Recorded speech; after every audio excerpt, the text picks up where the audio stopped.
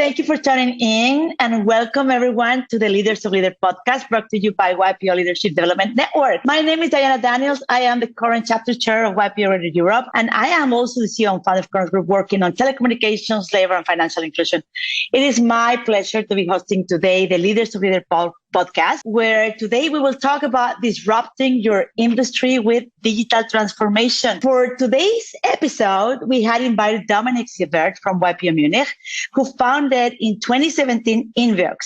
This company develops systems to digitize, automate, and connect pathology laboratories. With an innovative automation system for sample preparation in histopathology, his company increases efficiency and safety in pathology laboratories. As a result, the risk of operational irregularities and potential misdiagnoses are significantly reduced, and the patient's safety, especially in cancer diagnostics, is super greatly improved. Since its foundation, Inveox has won a variety of awards, including the 2017 Startups de Jarez, and then the top 50 startups in 2017 from Für Gründer, the Golden Pretzel at Bits and Pretzels in 2018, and in 2019, the EIT Health Award. It was also listed in the 2018 Forbes list of the most promising startups participated in the Roche Diagnostic Plug and Play Digital Health Accelerator in 2018, and has been a member of the World Economic Forum since 2019. My gosh, Inveox also was featured on LinkedIn Top Startups in 2019. So, wow. Dominik, welcome. Thank you for being with us. Well, Diana, nice to have you, and an awesome summary. You could directly join us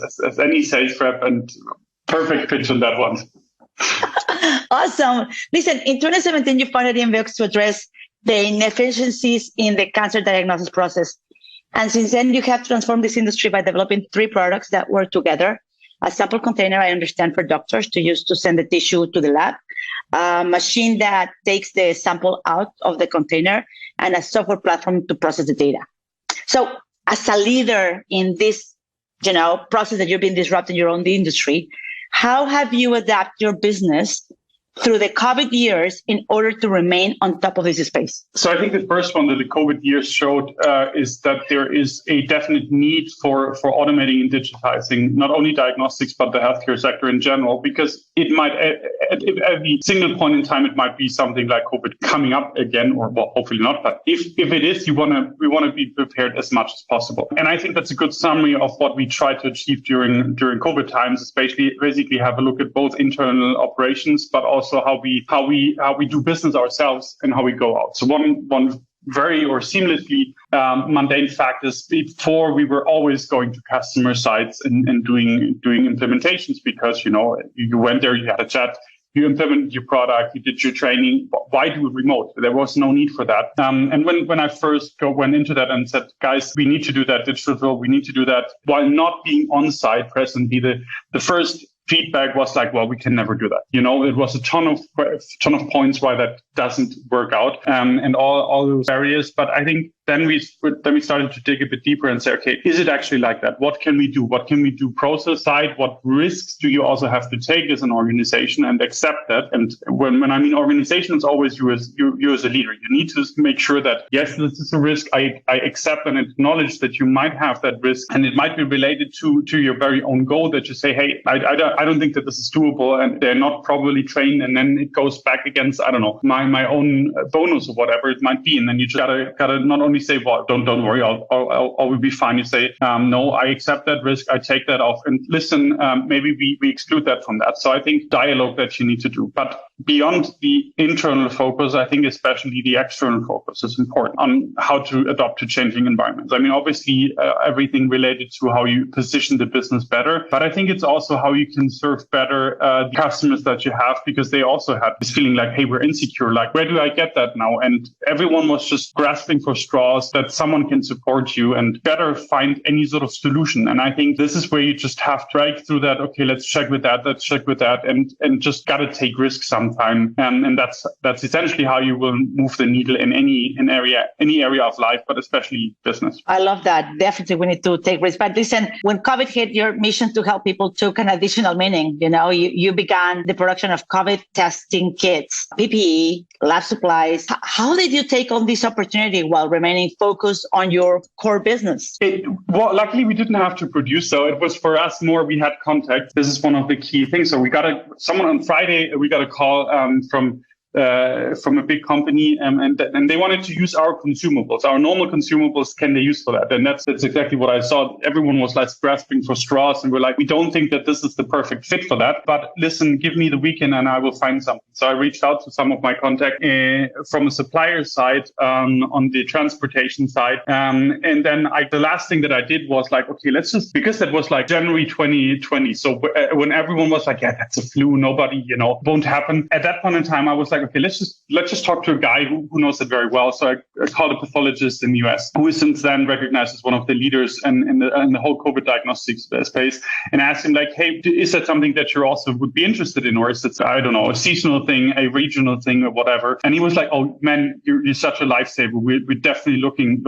Then the next call on Monday was like, yes, I can supply that. And since there, I guess we really took off from a team perspective. And I think biggest thing here was the team, because we went to the rest of the team and said, hey guys, we have this unique opportunity here, not only in terms of make money and make good profit, because I mean ultimately this is what companies are there for in the first step, but even more so to help some that are in need to supply them with basically what they urgently need in order to do their work, diagnose, to make surgeries, to do this and that. And what surprised me most when giving that context, when giving that perspective, when putting everything into a deeper meaning, how the team reacted to that, like working crazy amounts of hours, bringing in their own contacts and networks, reaching out to friends and family. And this is how we were basically able to pull that off while still doing the normal business. So I felt like these days everyone had a second job, 9 to 5 and then almost 5 to 9 in a way, because they wanted to also to make that happen.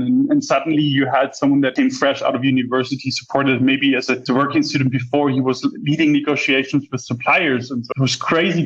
But everyone was like just so motivated because they got that bigger idea and meaning. And I think that's for us as leaders, that's the most important one. Giving meaning, higher purpose, a higher sense of why what we're doing is important beyond, let's just say, the next pay slip. And this is, I think, what was the key to success in that area. I love this, because at the end, this is kind of like what it keeps us focused, right? Your purpose is to have healthier people in the planet through your diagnostics or through this other. And then when the opportunity arises on COVID, you will still maintain onto that higher purpose. And people, your team just responded to that. That was amazing. Yeah. And I mean, the team was really the main ingredient to in order to pull all of that off. But it was because they connected the dots directly. It was still healthcare. It wasn't like, we weren't also cutting immense profits or whatever. We went into parts of that, went into charity and whatnot. So it was something where they're like, okay, it's not only about making money, but it's also about helping and supporting others. And that's what really also went really, really proud of themselves. I love this, because we actually had a webinar recently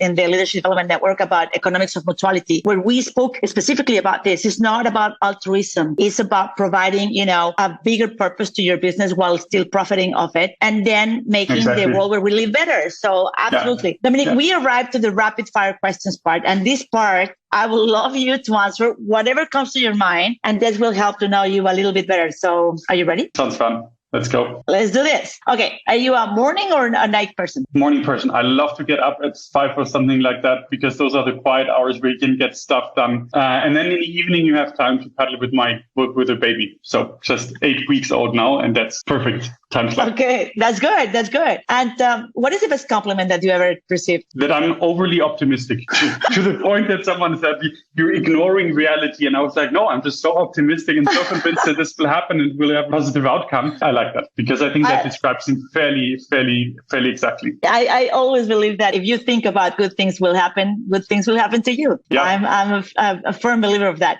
So what is the most important thing that you learned through your career? have a team that backs you up, because you don't know everything. There are always smarter people than you. And you just got to know, both within the company, but also in your extended network, whom you can talk to if you need help, if you need input, if you need something to get done. And for that, have a team, and or even I would say have a network that you can trust and build upon. Yeah, if you're the smart person in the room, makes you wonder if you are in the correct room. Or if you're smart at all. Exactly, that's true.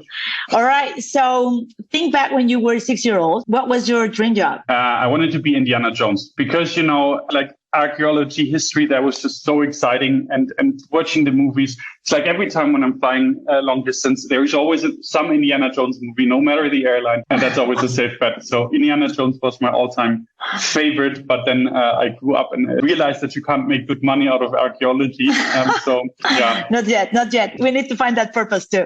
Maybe, yeah. Exactly. We never know. So we are right there in Times Square, and you have a billboard with anything on it. Somebody tells you can put anything on it. What would you have written in there or showed in there, and why? I think it would be a story about a patient's life that we touched it, because this is how we first started that, by meeting a patient who got a misdiagnosis, and due to that, it was a female, both breasts were taken off, and then 48 hours afterwards she found out that she didn't have that. And I think stories is one of the best ways how people learn, but also how you raise awareness. And I think it is an area that still doesn't have the attention that it should have. But at the same time, it's about stories that make technology, that make innovation human in a way, and understandable. And this is why I would go for a story of a patient that describes how she went through that journey, and probably with a positive twist, not something like that, but how basically that was maybe saving her life. That would be my choice for the billboard. Oh, that is so nice. And that actually goes perfect with my next question, which is about the inspiration. What does it make you feel inspired? If I know that, I don't want to say the world is a better place, because it's like a catch-22 phrase, and it's kind of like everything. I think what inspires me to do it was basically who inspired me. And that was my grandfather, who co-raised me and got also cancer misdiagnosis. And I'm striving towards that at least the least amount of people possible go through the same thing that I went through, or my family went through, because this does have a lasting impact. That influenced my whole career choice, everything that I was doing. I managed to make out of a negative twist a very positive and inspirational one. And this is just when I'm having a hard time getting up, I always think about my grandfather and what he would do, what he would tell me. That's the biggest inspiration I think that you can draw upon. Oh, that is so nice. So you told me already that you're the eternal optimistic. What is something that people may probably misunderstand about you? They are not naive. Because that is always like this connotation, like, yeah, well, he has this cloud in the head. He doesn't understand the facts. He doesn't know that. And I think it's a state of mind. You know the facts, but you still decide to see the positive outcome. You still decide to see, out of 1,000 bad things, you decide to see that one good thing, because otherwise we would all be so depressed as a leader, because there's always something that doesn't work well, or maybe even sometimes more than what went well, because this is typically what we get reported. Nobody says like, did a great job today, close this customer, maybe yes. But typically you would hear directly, this is the issue, this is that issue, this is that. And I think it is exactly that. It's a state of mind of choosing to be optimistic and positive, even though there might be more bad news than good news. I like that you decided, it's your own decision to take the positive things out of all the scenario. So if we need, let's say that we're going to put your life in a book, what will be the name of that book? Oh, that's a hard one. I know, but I love it. Can I put a little bit harder? Let's go and think in one word, just one word for that book. What will be that word that will resume your life?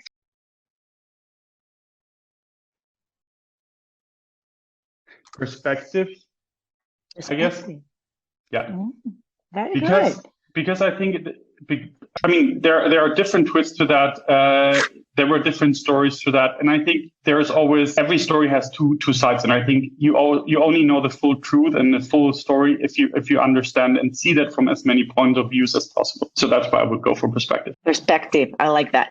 All right. So last question. Let's going to go back when you were 18-year-old. And then you and I are next to that 18-year-old of yourself. What would you tell to that youngster? Do everything exactly the way that you will, or that I did. It's not that there's no regrets, but I think I did a couple of old things. When I would have listened to my parents, I would be now at a big pharmaceutical company. I made them really unhappy not doing that.